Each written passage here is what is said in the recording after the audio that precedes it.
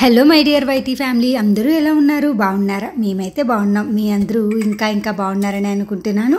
మీ అందరూ ఎలా ఉన్నారో తప్పకుండా నాకు కమెంట్ సెక్షన్లో కమెంట్ చేయండి. ఓకేనా ఫ్రెండ్స్, ఇవాళ వీడియోలోకి వచ్చేస్తే మీకు చాలా సింపుల్ కర్రీ అయితే ఇక్కడ చూపిస్తున్నాను. ఏంటంటే క్యాబేజీ శనగపప్పు కర్రీ. ఫస్ట్ అయితే క్యాబేజీ శనగపప్పు మనం సన్నగా చాప్ చేసేసుకొని శనగపప్పు అయితే వాష్ చేసేసుకోవాలి. అలాగే క్యాబేజీ కూడా వాష్ చేసుకొని ఒక హాఫ్ క్యాబేజీ అయితే నేను తీసుకున్నాను.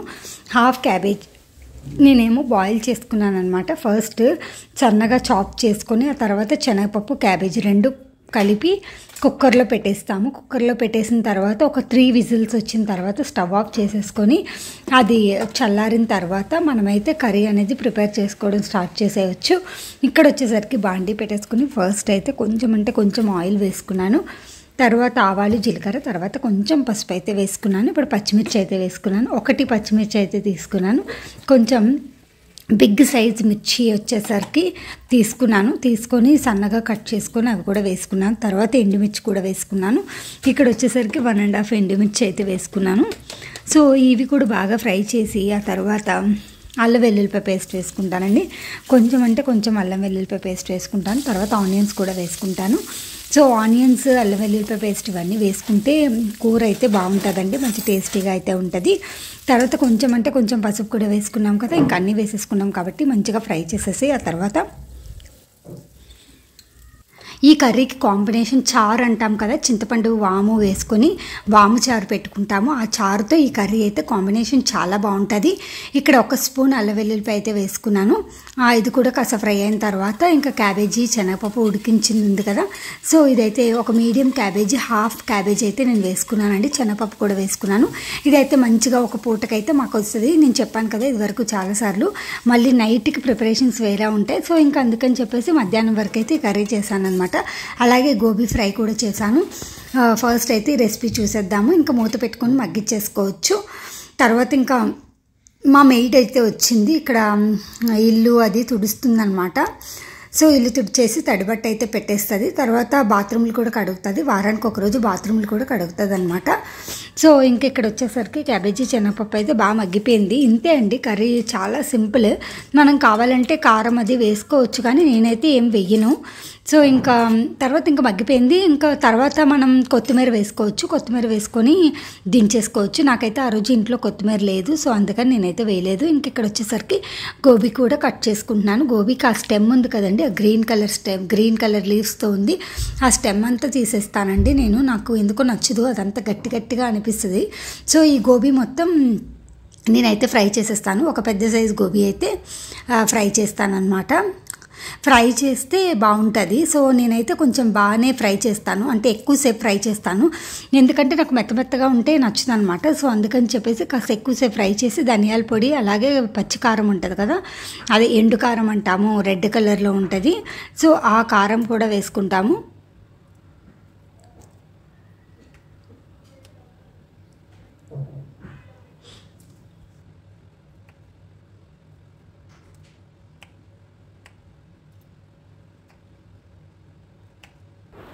ఇంక ఇక్కడ గోబీ ఫ్రై కోసం గోబీ అయితే కట్ చేసుకుంటున్నానండి. గోబీ అంటాము, లేదంటే కాలీఫ్లవర్ అని కూడా అంటాము. ఈ గోబీ కట్ చేసుకునేటప్పుడు చూసుకొని కట్ చేసుకోవాలండి, ఎందుకంటే వీటిలో పురుగులు ఉండే ఛాన్సెస్ ఉంటాయి. పురుగులు ఏమైనా ఉంటే మనం యూజ్ చేయకూడదు. సో అందుకని చెప్పేసి నేనైతే చూసుకుంటూ కట్ చేసుకుంటున్నాను. అట్ ద సేమ్ టైం బాగా వాష్ చేసుకోవాలి. ఒక 2-3 టైమ్స్ వాష్ చేసుకున్న తర్వాత బాయిలింగ్ కోసం అయితే పెట్టేస్తాము. బాయిల్ చేసుకుంటాము ఒక్కసారి, ఎందుకంటే స్మెల్ అది ఉంటుందన్నమాట. సో అందుకని చెప్పేసి మనం ఒకసారి బాయిల్ చేసుకుని తీసుకొని అల్లం వెల్లుల్లిపాయ అలాగే ఆనియన్స్ అవన్నీ వేసుకొని ఫ్రై చేసుకుంటే చాలా బాగుంటుంది. ఇంక ఇక్కడ క్యాబేజీ శనగపప్పు కూర అయితే అయిపోవచ్చిందండి. చూసారు కదా, బాగా దగ్గరకు అయితే వచ్చేసింది. తర్వాత ఇంకా కొత్తిమీర ఉంటే కొత్తిమీర వేసుకొని స్టవ్ ఆఫ్ చేసేసుకోవడమే, అంతే, ఇంకేం లేదు. కర్రీ అయితే చాలా సింపుల్గా టేస్టీగా ఉంటుంది. రసంతో చాలా బాగుంటుంది. అండ్ దెన్ ఇక్కడ కుకింగ్ అయితే అయిపోయింది కాబట్టి ఎక్కడికక్కడ సర్దేసుకుంటున్నాను. అలాగే మా హస్బెండ్ కోసం అన్నం అయితే పెడుతున్నాను, ఎందుకంటే మా హస్బెండ్ బాక్స్ తీసుకెళ్తారు కదా. సో అందుకని చెప్పేసి ఇక్కడ రైస్ కూడా కడిగి పెట్టేద్దామని చూస్తున్నాను. తర్వాత ఇంకా ఎక్కడికక్కడ అన్నీ సర్దేసుకుంటున్నాను అనమాట. డోర్లో, తర్వాత పెరుగు తోడు పెట్టాను.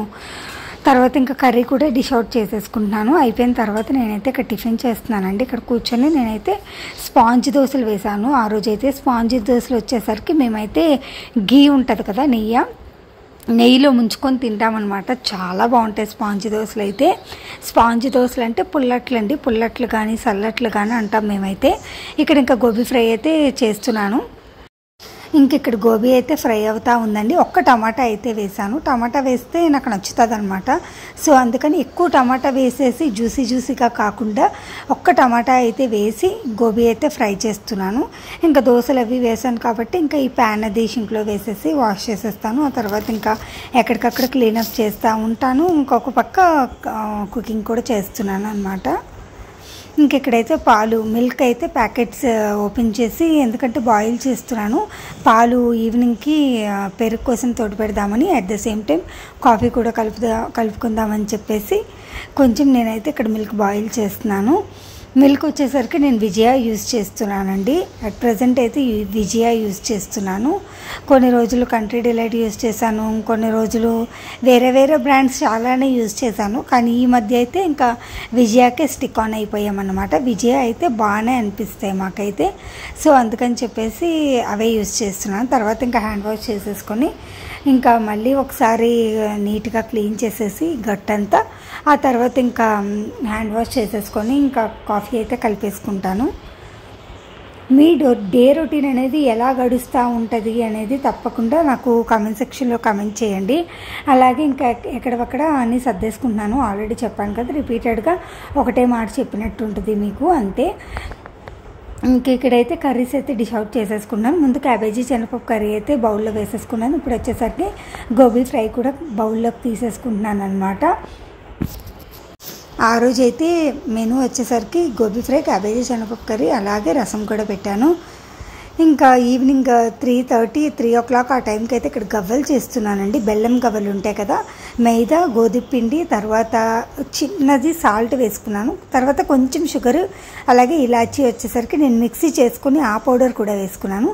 తర్వాత కొంచెం గీ ఉంటుంది కదా, గీ అయితే మెల్ట్ చేసుకుని అది కూడా వేసుకున్నాను. అన్నీ మైదా గోధుమ పిండి ఆ పిండిలోని ఇప్పుడు చెప్పిన ఇంగ్రీడియంట్స్ అన్నీ వేసేసి బాగా మిక్స్ చేసుకొని, అంటే చల్లని వాటర్ ఉంటాయి కదా, నార్మల్ వాటర్ ఉంటాయి కదా, ఆ వాటర్ వేసుకొని, ఫిల్టర్డ్ వాటర్ వేసుకొని బాగా మిక్స్ చేసుకున్నాను. చపాతీ పిండిలాగా రెడీ చేసుకొని ఒక 1 hour అయితే నేను 1 hour అయితే రెస్ట్ ఇచ్చానమాట. అంటే పక్కన పెట్టేశాను. తడుపుకున్న ఆ పిండిని పక్కన పెట్టేశాను అనమాట. అంటే కలిపి పెట్టుకున్న ఆ మైదా గోధుమ పిండి మిశ్రమాన్ని పక్కన పెట్టి లంచ్ చేసిన తర్వాత 3 o'clock అయితే ఇవి స్టార్ట్ చేశాను అనమాట. 3:30 అయినట్టుంది టైం ఇప్పుడు వచ్చేసరికి. నేను కొంచెం పెద్ద సైజు గవ్వలే చేశానండి. సో ఇది బల్ల అంటే ఇలా చెక్క లాంటిది ఉండాలన్నమాట. అంటే ఇది ఒక గవ్వల షేప్ అనమాట. ఈ గవ్వల షేప్ ఉంటే మనం ఈ గవ్వలు చేసుకోవడం ఈజీ అండి. కూర్చొని నేను గవ్వలన్నీ ప్రిపేర్ చేసేసుకున్నాను. ఒక 3 plates గవ్వలు అయితే చేసేసుకున్నాను.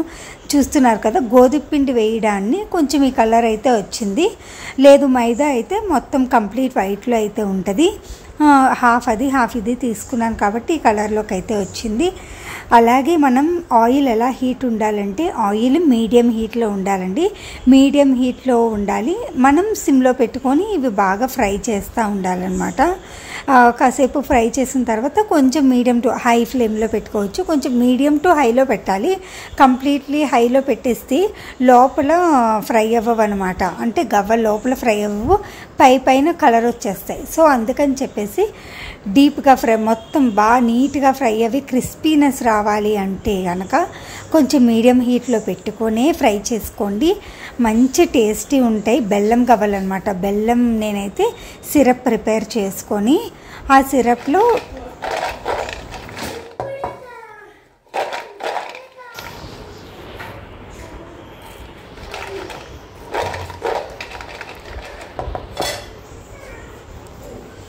సిరప్ ప్రిపేర్ చేసుకొని, అంటే బెల్లం సిరప్ ప్రిపేర్ చేసుకొని ఆ తర్వాత ఇవి ఫ్రై చేసిన గవ్వలు వచ్చేసరికి అందులో వేసాను. మీరే చూసారు కదా ఎంత సౌండ్ వచ్చిందో. అసలు గవ్వలు అయితే భలే క్రిస్పీగా గుల్లగా టేస్టీగా వచ్చేయండి. చాలా టేస్టీగా వచ్చాయి. అలాగే బెల్లం సిరప్ కూడా మంచిగా కుదిరిందనమాట. సో టేస్ట్ అయితే చాలా బాగున్నాయి. అండ్ దెన్ అవి అయిపోయిన తర్వాత ఇంకా ఈవినింగ్ 9 అయితే వచ్చే టైం అయితే అయింది. ఆల్రెడీ 4:30 ఆ టైం అవుతుంది. సో ఇంకా 9 అయితే 4:10, 4:05 ఆ టైంకి అయితే 4 అయితే ఇంక వచ్చేస్తాడండి. సో ఇంకా ఈ బెల్లం సిరప్ అయితే కొంచెంగా మిగిలింది. తర్వాత ఇంకా ఫ్రై చేస్తూ ఉన్నాను అనమాట ఓ పక్క. ఇంకా అయిపోయిన తర్వాత ఇంకా మధ్యలో అంతా బ్రేకేనండి. ఇంకా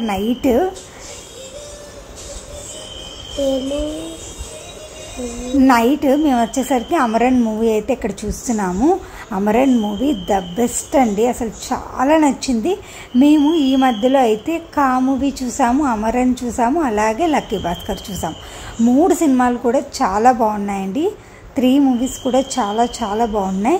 ఇదండి నా morning to evening routine blog. మీకు ఎలా అనిపించింది నా ఈ డే రొటీన్ బ్లాగ్? తప్పకుండా కమెంట్ సెక్షన్లో కమెంట్ చేసుకోండి. ఉంటాను మరి, బాయ్.